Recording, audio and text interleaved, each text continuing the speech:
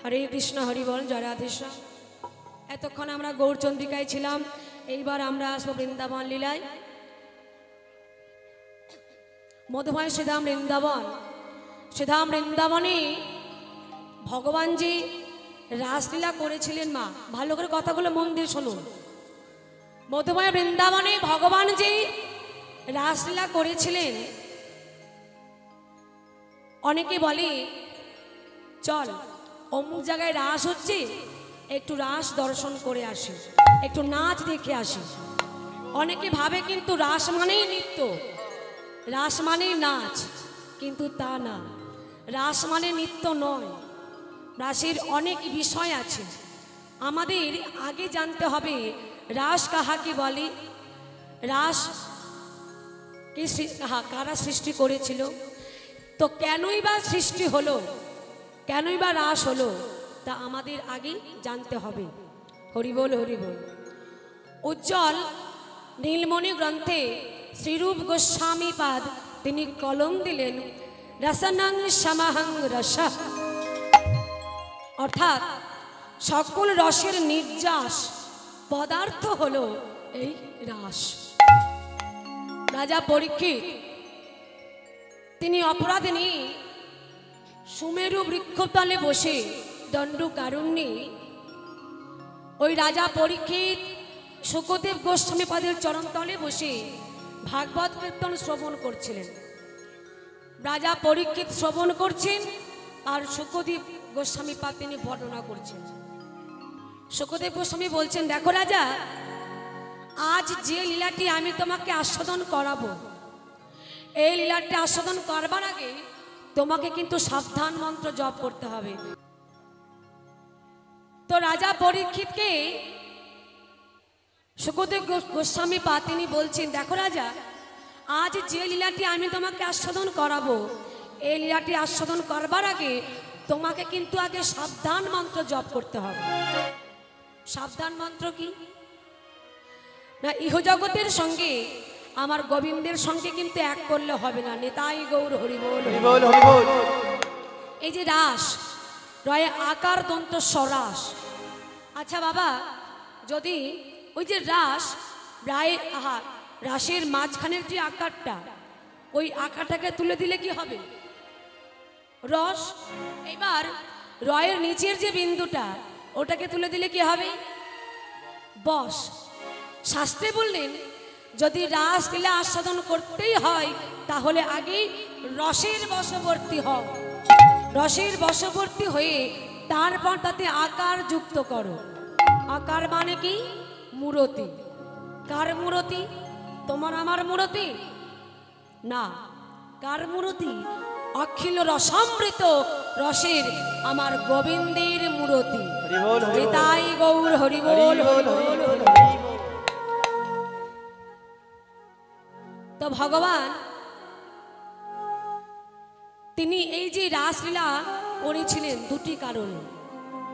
একটি কারণ হলো কামদেবের অহংকার চূর্ণ করবার জন্য, আর একটি কারণ হলো ব্রজগোপীদের মনোবাসনা পূর্ণ করবার জন্য।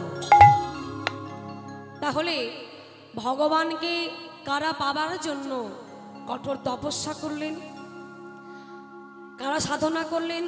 বৃন্দাবনের ব্রজঙ্গনা যারা ভগবানকে পাবার জন্য একটি রজনীতে নিজের প্রতিরূপে পাবার জন্য তারা কি করলেন?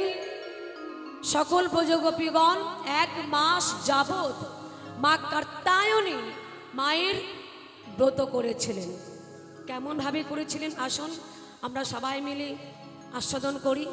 জয় রাধে। সকল ব্রজঙ্গনরা গোপীগণ তারা ভগবানকে পাবার জন্য মা কাত্যায়নীর মায়ের ব্রত করেছিলেন। কিভাবে? কার্তিক মাসে যে ব্রত হয় সেই কাত্যায়নী মহামায়ে মহাযোগী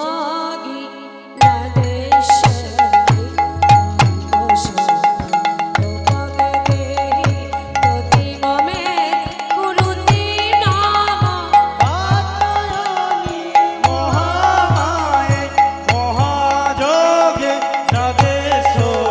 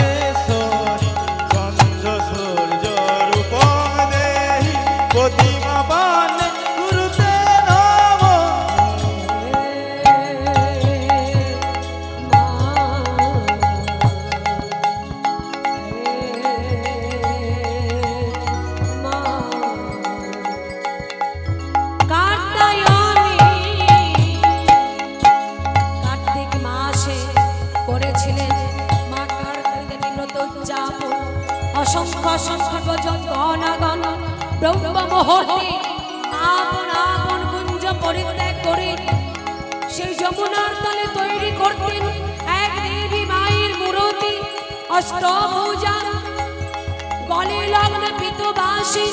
সেই মায়ের কাছে চাইলেন বর, হে মা নাদেশ্বরী, হে মা কাত্যায়নী, হে মা মহামাই, তোমার চরণে করি প্রণাম। তুমি আমাদের এই বর দাও যেন নন্দের নন্দন কৃষ্ণকে আমরা পতি রূপে সেবা করিতে পারি। মা কাত্যায়নী দেবী হলেন তুষ্টা, আবির্ভূতা হলেন সেই যমুনার তীরে। সকল ব্রজ গোপীদের মনোবাসনা পূর্ণ করলেন। সকল গোপীদের মনোবাসনা পূর্ণ করে তাদের বলছেন, হে সকল ব্রজ গোপীগণ, তোমরা এমনভাবে ব্রত করেছ, আমি তোমাদের সাধনায় সন্তুষ্ট হয়েছি, বলো তোমরা কি চাও। বলছে, ওগো মা, কৃপা করে যখন তুমি আমাদের দেখা দিয়েছ, আমাদের মনে এই আশা, এই বাসনা যেন ভগবানকে আমরা একটি রজনীতে নিজের প্রতিরূপে লাভ করতে পারি। মা বলেন, তথাস্তু, তাই হবে।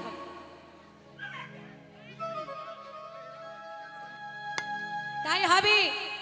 হরি বল। কেউ কোনো কথা বলবে না, সবাই শান্ত হয়ে বসুন, ওরা ঠিক চলে যাবে। জয় রাধেশ্যাম। এইবার যখন মায়ের কাছে তারা বর পেলেন, আনন্দে আত্মহারা হয়ে সকল ব্রজগোপীগণ ওই যমুনায় জলে নেমে তারা জলকেলি করছে, জলে স্নান করছে, আর মনের আনন্দে জলে সকল সখীগণ মিলে, গোপীগণ মিলে খেলা করছে।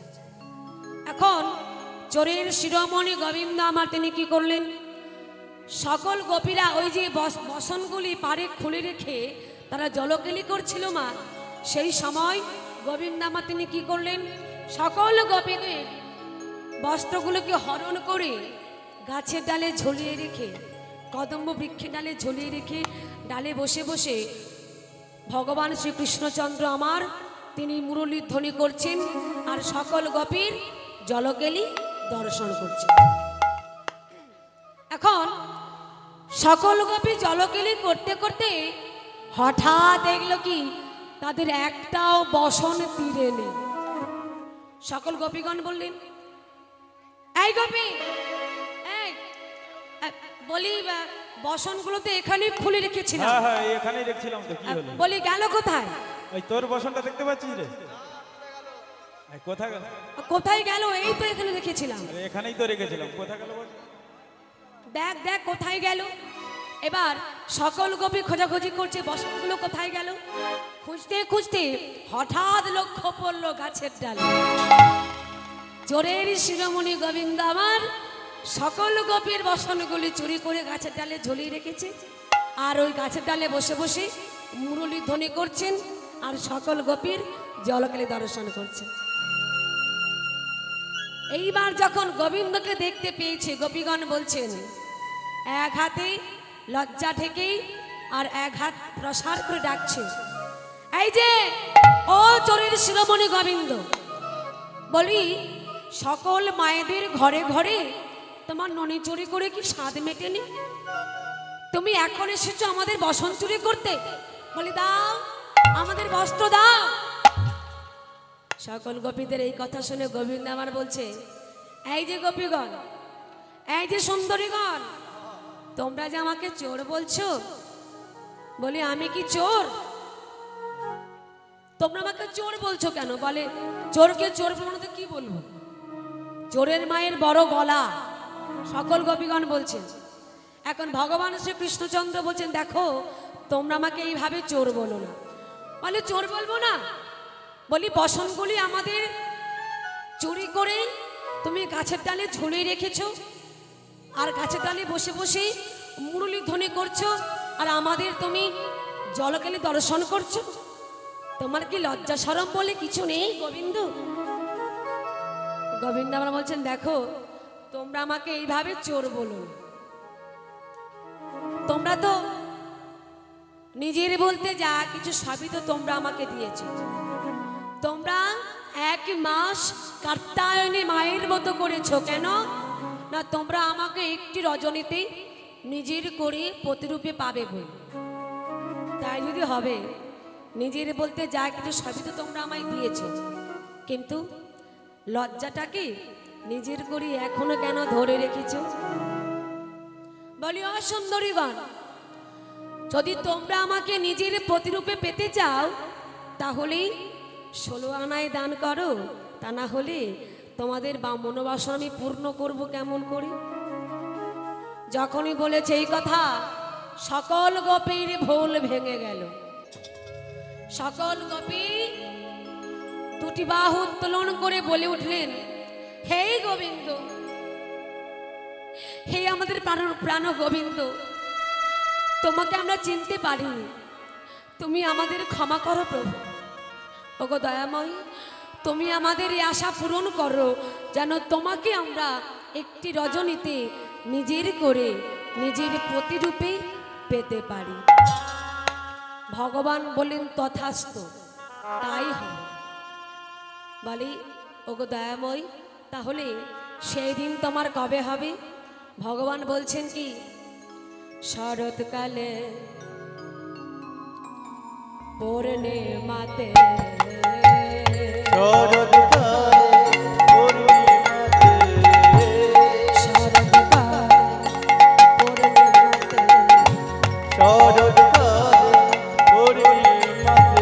আমি বাজাবো বাঁশি, থেকো কান পেতে।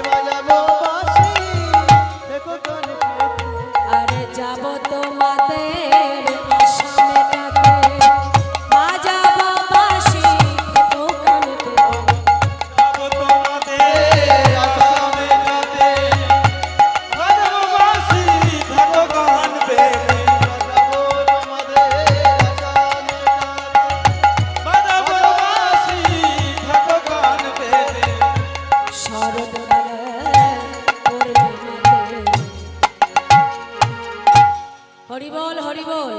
সকল গোপীর তাদের বর দিয়ে বেলি অবসানকালে গোপাল আমার ক্ষীরসর নবনী সেবা করে মায়ের হাতে আরতি গ্রহণ করে মা সেই গোপালকে শয়ন মন্দিরে শয়নে দিয়েছে। গোপাল ঘুমিয়ে আছে, আর আকাশের চন্দ্র ওই জানালার ভেতর দিয়ে প্রবেশ করে কৃষ্ণচন্দ্রের মুখমণ্ডলে প্রবেশ করেছে। যখন আকাশের চন্দ্র কৃষ্ণচন্দ্রকে আলোকিত করেছে, ভগবানের ঘুমটা ভেঙে গেছে।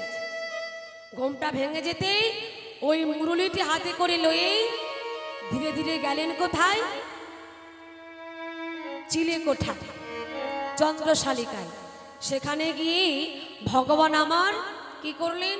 চাঁদের শোভা দর্শন করছেন। চাঁদের শোভা দর্শন করতে করতে গোবিন্দের মনে পড়ে গেল সেই পূর্ণ প্রতিশ্রুতি রজনীর কথা। তার কথা, আমার শ্রীমতী রাধারানীর কথা ভগবানের মনে পড়ে গেল। আকাশের চন্দ্রকে দর্শন করে পূর্ণিমার চাঁদ, ভগবান তিনি মনে মনে ভাবছেন কি, নব কুম কুম অনুরাগে লালে ডগমগ হয় শ্রীমতী রাধারানীর বদন চন্দ্রিমার ইঙ্গিতে বলিছে হে প্রাণনাথ, তুমি এসো বধূ মিহিরজনীতে, তুমি আর মনে করে ঘুমায়ে থেকো না, হে নন্দন নন্দন কৃষ্ণ, রজনী যে বৃথা যায়, সবার মনোবাসনা পূর্ণ করো প্রভু। এইবার ভগবান সবার মনোবাসনা পূর্ণ করবার জন্য তিনি ধীরে ধীরে রসলিক নামক স্থানে যাত্রা শুরু করলেন। ভগবান তারাতে শারদতে ফল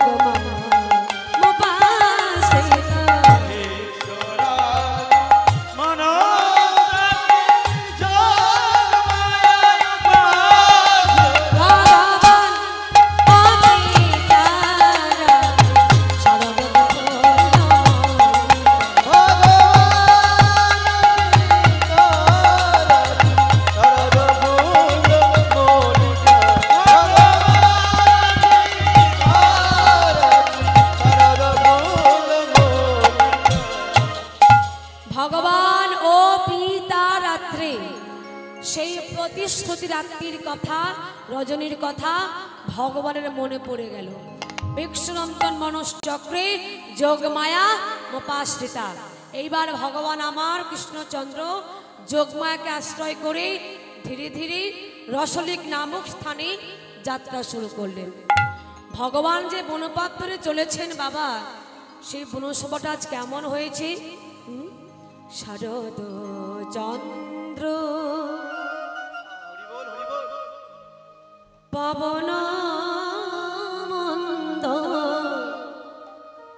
শারদ চন্দ্র পবন মন্দ বিপিনে বরল কুসুম গন্ধরে আহারে আহারে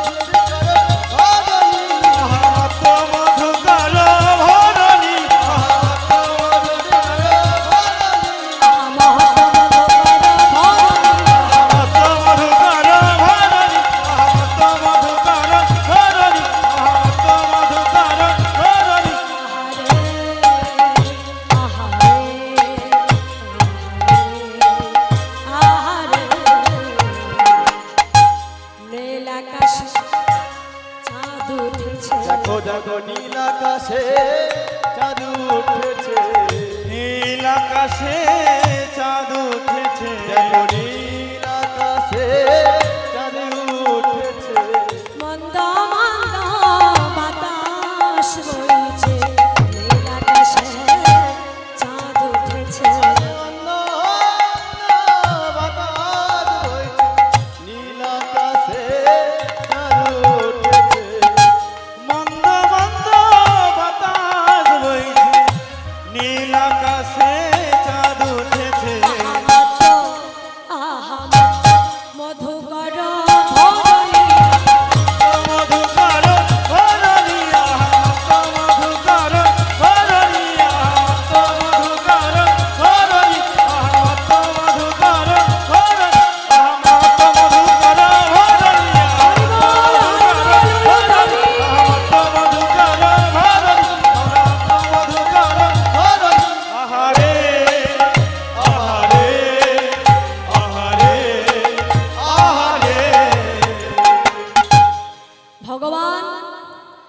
সেই শরৎকালে শারদ পূর্ণিমা তিথিতে ভগবান চলেছেন সেই বৃন্দাবনের বনশোভা দর্শন করে। সেই বনশোভা দর্শন করে তিনি বলছেন, বাহ ऐसा सुहानी रात वृंदावन में कभी नहीं देखा, आज पहली बार। ভগবান মনে মনে ভাবছেন, বৃন্দাবাহা বনশোভা দর্শন করে তিনি মনে মনে চিন্তা করছেন, ভাবছেন, আহা বৃন্দাবনে এর আগে এত সুন্দর শোভা আমি কখনো দেখিনি। বাহ, প্রাণটা জুড়াইয়ে গেল। ভগবান যে বনশোভা ধরে বনপথ দিয়ে যাচ্ছেন, শরৎকালের যে ফুলগুলো ফুটেছে সেগুলো তো ফুটেছেই মা, কিন্তু 6 ঋতুর ফুল সেই দিন কিন্তু একসঙ্গে মধু ভরা হয়ে প্রস্ফুটিত হয়ে ফুটেছিলেন। কেন? গোবিন্দের সেবায় লাগবার জন্য। আচ্ছা বলুন তো, যেখানে ফুল ফোটে সেখানে কারা আসে? মৌমাছি। মাছি আছে? মাছি। যেখানে ফুল ফোটে সেখানে কে আসে? বড় বড় মশা। ভ্রমর আসে না? ভ্রমর কি জন্য আসে? ভ্রমর কি জন্য আসে গো? ফুল দেখতে আসে। ভ্রমর কি জন্য আসে? ফুলে মধু পান করবার জন্য তো। তো আজ যখন 6 ঋতুর ফুল একসঙ্গে মধু ভরা হয়ে প্রস্ফুটিত হয়ে ফুটে উঠেছে, ভ্রমর উড়ে উড়ে উড়ে উড়ে এক ফুলে আসছে, এসে আর এক ফুল থেকে উড়ে গিয়ে আবার অন্য ফুলে গিয়ে বসছে। যখন ভ্রমর এক ফুল থেকে উড়ে আবার অন্য ফুলে যাচ্ছে, সেই ফুলগুলো তো ফুটে উঠেছে তারা একটা উদ্দেশ্যের জন্য, গোবিন্দের চরণ সেবায় লাগবার জন্য। তো যখন ভ্রমর এসেছে, সকল ফুলগুলো তারা মনে মনে চিন্তা করছে, ভ্রমর এসেছে মানে আমাদের আজ মধু পান করবে বলে। ভ্রমরদের দেখেই সকল ফুলগুলো তারা ইশারায় আন্দোলিত হয়ে যেন মাথা নাড়া দিয়ে ভ্রমরকে বুঝিয়ে বলছে, ওরে ভ্রমর, আজ নিশীথে কাছে আসিস না, আজ নিশীথে কাছে আসিস না, আজ নিশীথে কাছে আসিস না, আজ নিশীথে কাছে আসিস না, আজ নিশীথে কাছে আসিস না, গোবিন্দ সেবা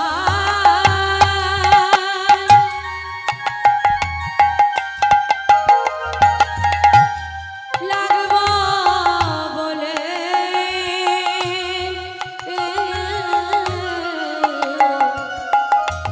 আজ নিশীথে কাছে আসিস না, গোবিন্দ সেবা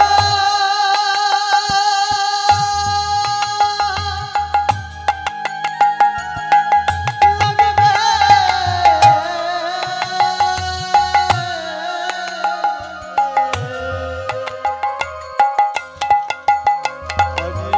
আজ নিশীথে কাছে আসিস না। যখন ফুলগুলো আন্দোলিত হয়ে ইশারায় যখন ভ্রমরদের বুঝিয়ে বলছে, ভ্রমর বলছে, ওরে ফুল, তোরা কি ভেবেছিস আজ আমরা মধুপান করতে এসেছি? বলছে, না রে, আজ আমরা মধুপান করতে আসিনি, আজ আমরা কেন এসেছি জানিস? ওরে তোদেরকে আজ আমরা সতর্ক করতে এলাম। কেন? তোরা যে এত সুন্দরভাবে 6 ঋতুর ফুল একসঙ্গে মধু ভরা হয়ে প্রস্ফুটিত হয়ে ফুটে উঠেছিস, তাই তোদেরকে সাবধান জানাতে এলাম। কেন জানিস? দেখো দেখো ফুল ঝরে পড়ো না, আজি দেখো দেখো ফুল ঝরে পড়ো না, দেখো দেখো ফুল ঝরে পড়ো না, আজি দেখো দেখো ফুল ঝরে পড়ো না, ঝরে পড়লে গোবিন্দের সেবায় লাগবে না, দেখো দেখো ফুল ঝরে পড়ো না, আজি ঝরে সেবায় লাগবে না, দেখো দেখো ফুল ঝরে পড়ো না, আহা মত মধু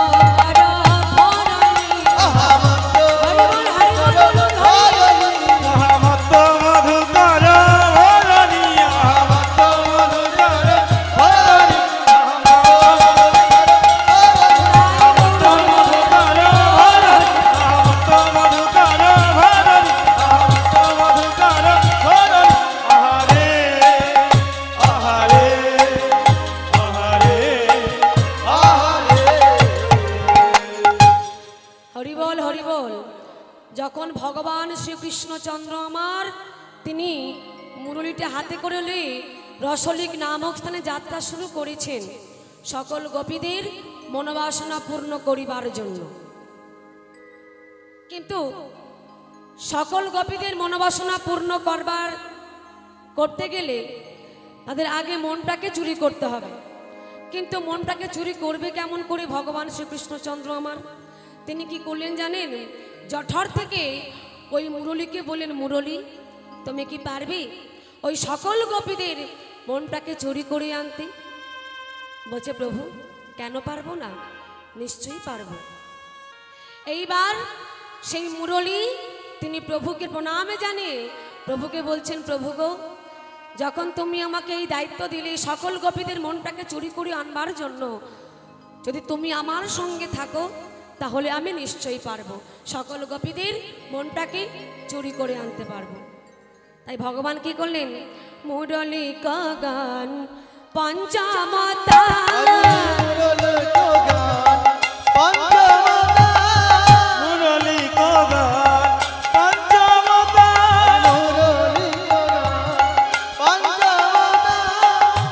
মুরলী বাজে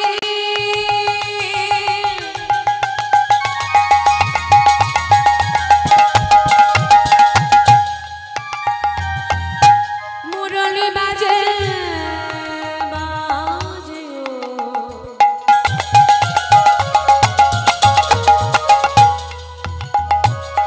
মুরলী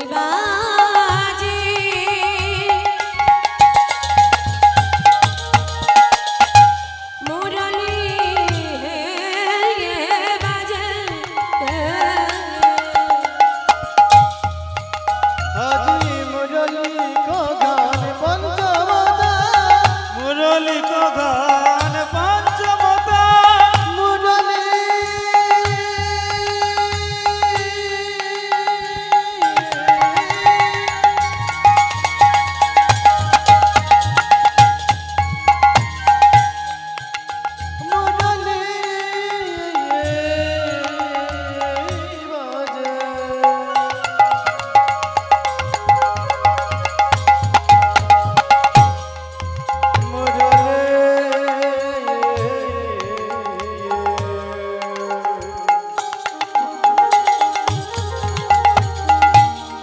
মুরলী বাজে মুরলী গান পঞ্চমতা কুলবতীর চিত্ত চরণী রে, চিত্ত চরণী রে, চিত্ত চরণী রে। লবতী চিত চিত্ত চুরি করিল কুলবতীর মন চুরি করিল কল নাশা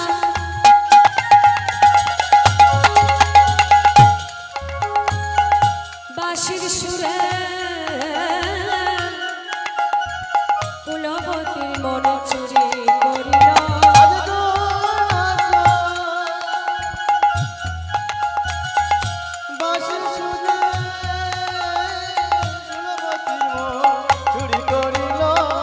লবতীর মন চুরি করিল লবতীর মন চুরি করিল। হরিবল হরিবল। যখন সকল গোপীর মনটাকে চুরি করবে বলে মুরলীধ্বনি চলেছেন,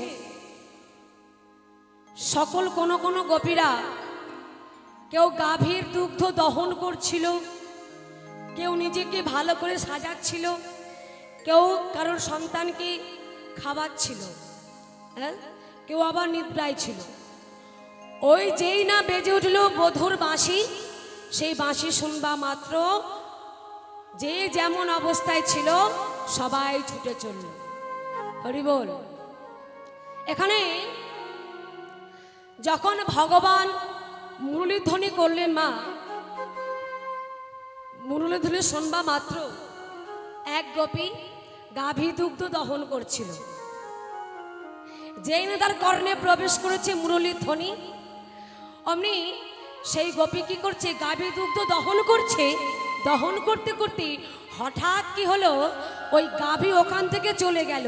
কিন্তু আশ্চর্যের বিষয় এটাই, ওই গাভীর যে দুগ্ধ দহন করছিল যে গোপী, তার হাত কিন্তু চলছে, হাত থামছে না, গাভী কিন্তু ওখানে নেই।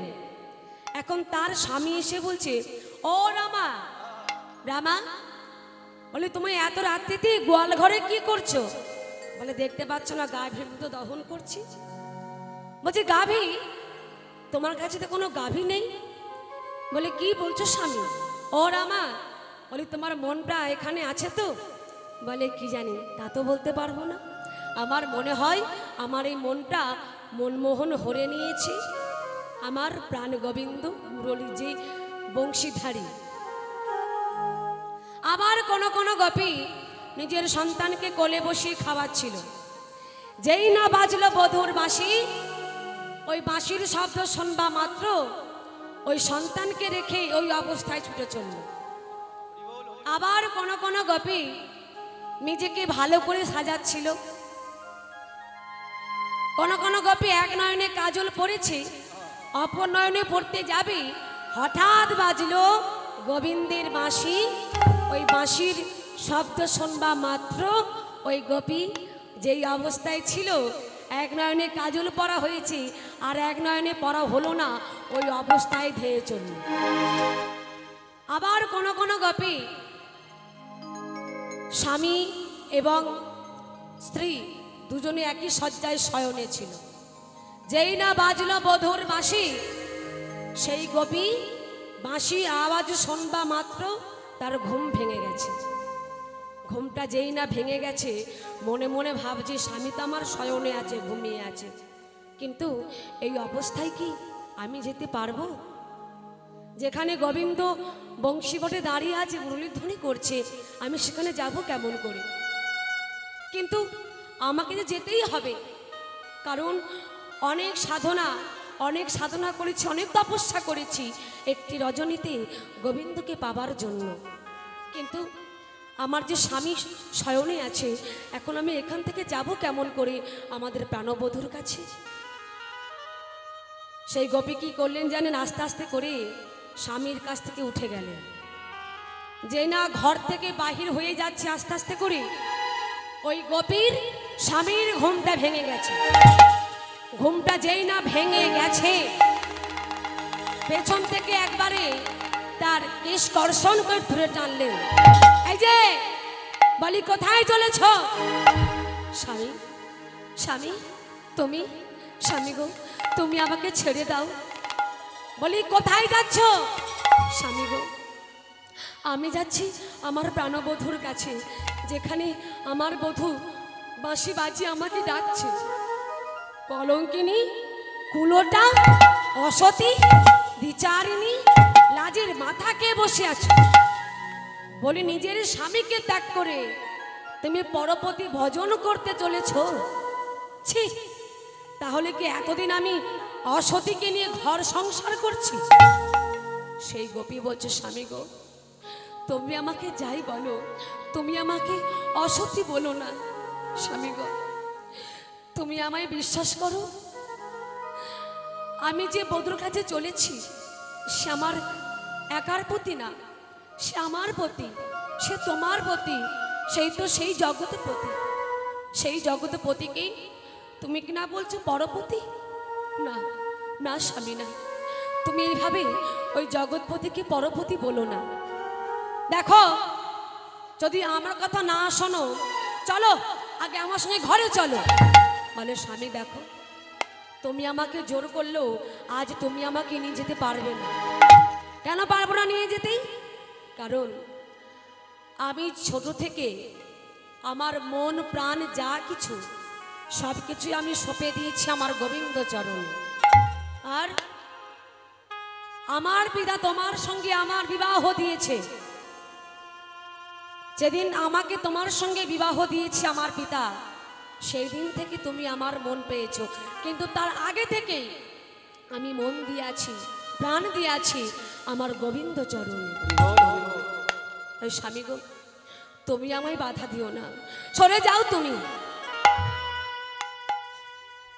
যখন গোপীকে বারবার ঘরে যেতে বলছে, ওই গোপী কিছুতেই যাচ্ছে না। তার স্বামী খুব রেগে গেছে, রেগে গিয়ে বলছে, চল আমার সঙ্গে ঘরে চল, দেখি তোকে আজকে আমি ঘরের মধ্যে আটকে রাখবো, দেখি তোর পরপতি তোকে কেমন ভাবে নিয়ে যায় এখান থেকে বাহির করে। সেই গোপীকে টানতে টানতে নিয়ে গেলেন সেই গোপীর স্বামী ঘরের ভেতর।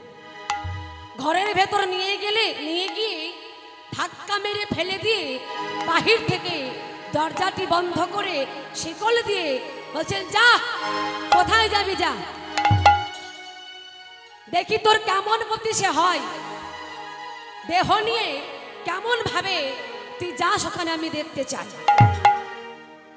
সেই গোপী ঘর থেকে বলছে, স্বামী গো, তুমি আমাকে এইভাবে আটকে রেখো না স্বামী, স্বামী গো,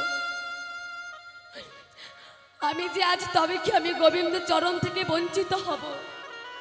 ওগো স্বামী, আমি কতদিন যুগ যুগ ধরে তপস্যা করেছি, সাধনা করেছি এই রজনীর জন্য, স্বামী তুমি আমায় ছেড়ে দাও। ওগো দয়াময়, তবে কি আমি তোমার দেখা পাবো না প্রভু? সেই গোপী ভগবানকে স্মরণ করতে করতে, ভগবানকে ডাকতে ডাকতে অচৈতন্য হয়ে পড়ল। কথাই বলে ভক্তবাঞ্ছা কল্পতরু, ভগবান সবকিছু সইতে পারে না ভগবান কারোর অহংকার আর কোনো ভক্তে নয়নের জল।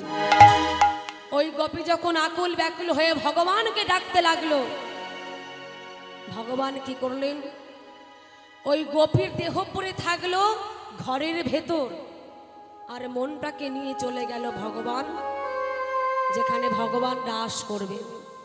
মাগো, দেহ নিয়ে গোবিন্দ সেবায় যাওয়া যায়, কিন্তু মন নিয়ে যাওয়া, দেহ ফেলে রেখে মন নিয়ে যাওয়া অত সহজ কথা নয়।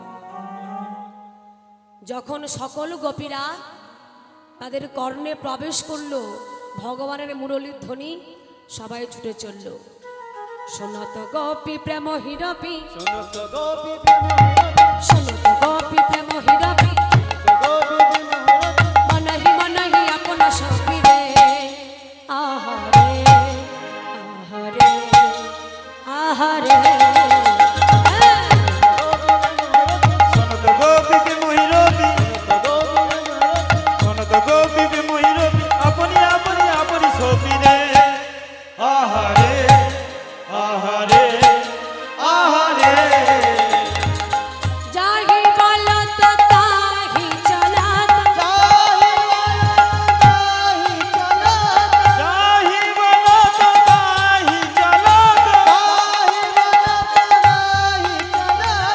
মুরলী কপাল লালনী, আহা মুরলী কপাল লালনী, মুরলী কপাল লালনী, মুরলী কপাল লালনী, মুরলী কপাল লালনী, মুরলী কপাল লালনী, মুরলী কপাল লালনী। আহারে আহারে আহারে আহারে। যখন বাঁশি ধ্বনি শুনলো, শোনবা মাত্র সকল গোপী ছুটে চলল। যে যেমন অবস্থায় ছিল সে সেই অবস্থায় ছুটে চলেছে। বিছুরি দেহ নিজ হি দেহ, চিলি দেহ নিজে বিছুরি দেহ নিজ হি দেহ, বিজলি দেহ এক নয়নে কাজল দেহ রে, আহারে আহারে আহারে। বিজলি দেহ নিজে দেহ, বিজলি দেহ নিজ দেহ, দেহ নিজে দেহ, বিজলি দেহ নিজ দেহ। আহারে আহারে আহারে। দাহে রঞ্জিত কঙ্কর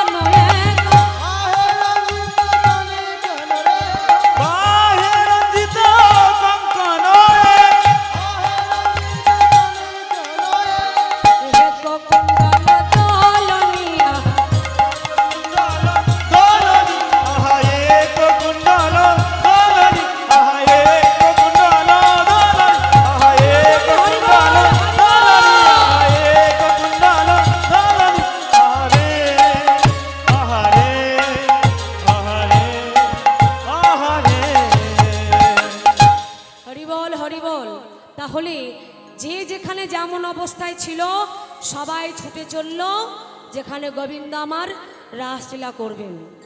গোবিন্দ সেই যেখানে রাসলীলা করবেন সেই বৃক্ষের ডালি তলায় ভগবান দাঁড়িয়ে দাঁড়িয়ে মুরলীর ধ্বনি করছেন আর সকল গোপী ধেয়ে চলেছেন।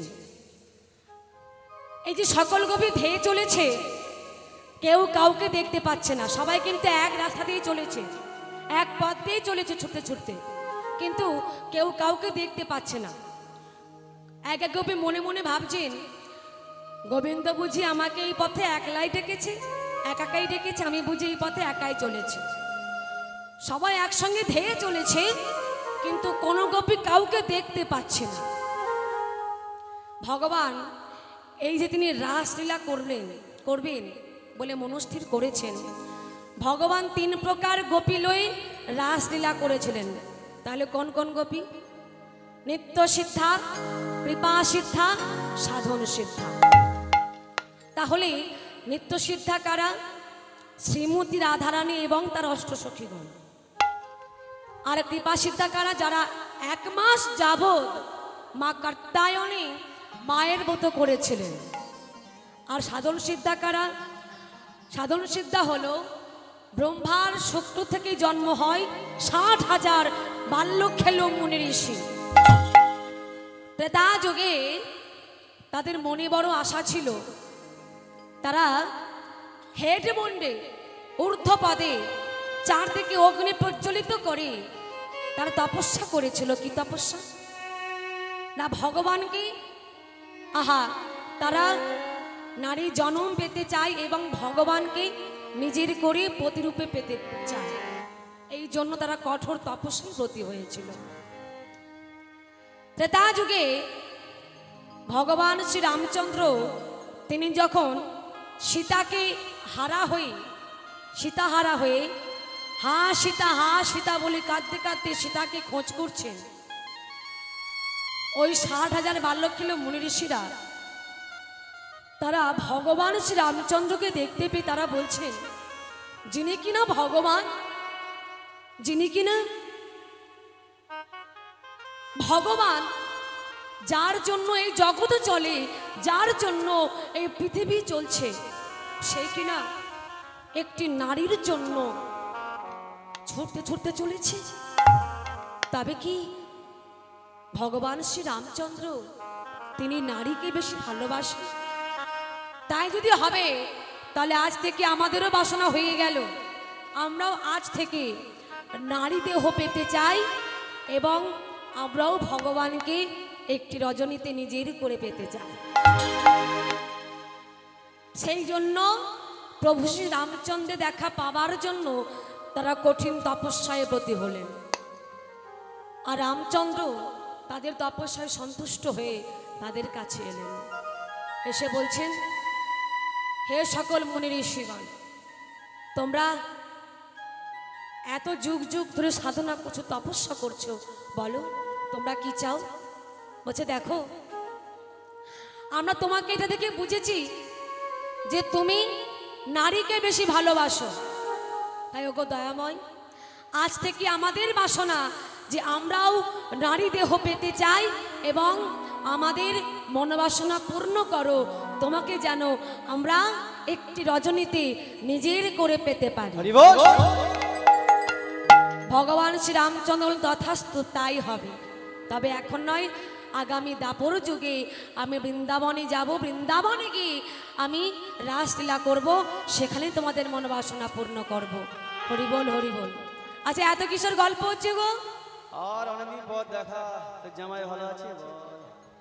কি হয়েছে? কি হয়েছে গো?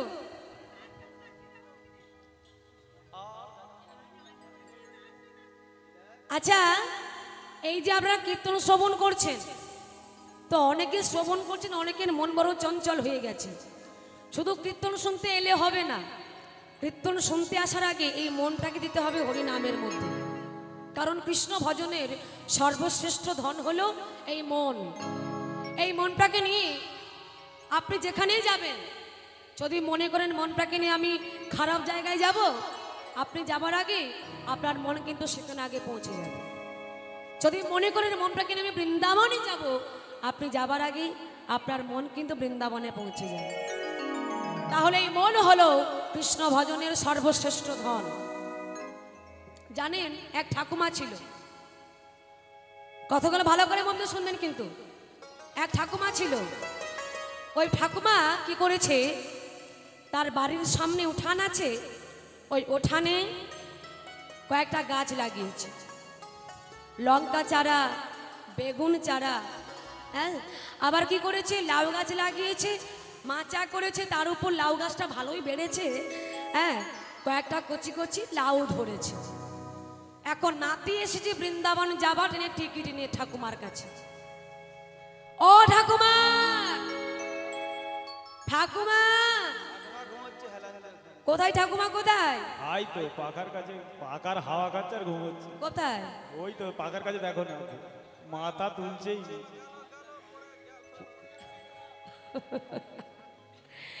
হরি বল। এখন নাতি ঠাকুমা এসে বলছে, ঠাকুমা, ও ঠাকুমা, বলছে নাতি কি হয়েছে রে, চিৎকার করছিস কেন? ঠাকুমা, আজ বড় আনন্দের দিন, কারণ এতদিন পর ওই বৃন্দাবন যাওয়ার সুযোগ পেয়েছি। তাই নাকি রে? ওরে নাতি, এ তো খুব ভালো কথা রে, তো যা বৃন্দাবন দর্শন করেই আয়। এখন নাতি বলছে, ঠাকুমা তুমি কি ভেবেছ শুধু আমি আমার জন্যই একটা টিকিট পেয়েছি বৃন্দাবন যাবার? আমি তোমার জন্যও একখানা টিকিট পেয়েছি। তাই বলি কি ঠাকুমা, চলো তুমি আর আমি দুজন মিলে বৃন্দাবন দর্শন করেই আসি।